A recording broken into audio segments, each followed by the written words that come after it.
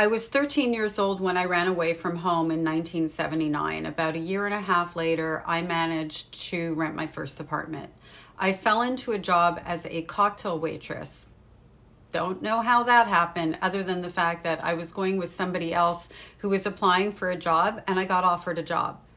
They didn't ask how old I was. They didn't ask me anything about myself. Cute little girl, can you work for cash? The answer is yes, and there I was.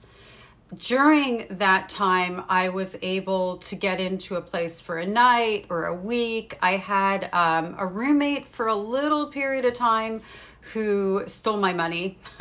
Like, there was always something going on. And so in Miami Beach at that time, you could rent an efficiency for a week or a day with no ID as long as you had cash up front. They didn't care. This was 1980, cocaine cowboy era. The Mariel boat lift. Crime was at an incredible high, and I was living in probably one of the worst areas you could live in, which was South Beach. Nothing like what it is now. The only thing that is still there from that time that is an operating business is Joe's Stone Crab. And for people to go and eat there, they were going through a very high crime, dangerous area. So bad, in fact, that the guardian angels from New York came in to help police the streets because the police were overwhelmed. I could hear people screaming in the alleyways, being hurt, women being sexually assaulted. And here I was, 14 and a half years old, with enough cash, no ID, and nobody was asking questions.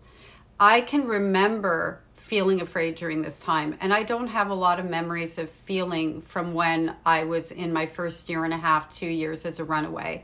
I don't have a lot of memory of daily life. I have snippets of sleeping on park benches and in abandoned buildings, but this is a particular period of my life that I remember the fear and the hunger. I could pay my rent, and sometimes I didn't have enough money to eat. If I had a really good night, and I was working in a nightclub, so it closed in the early hours of the morning. I was working for the Flynn family. You can Google them.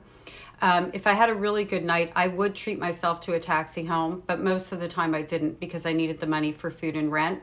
And I can remember walking home and just being absolutely hyper aware and terrified, and then running up the stairs and locking the door and hoping for the best.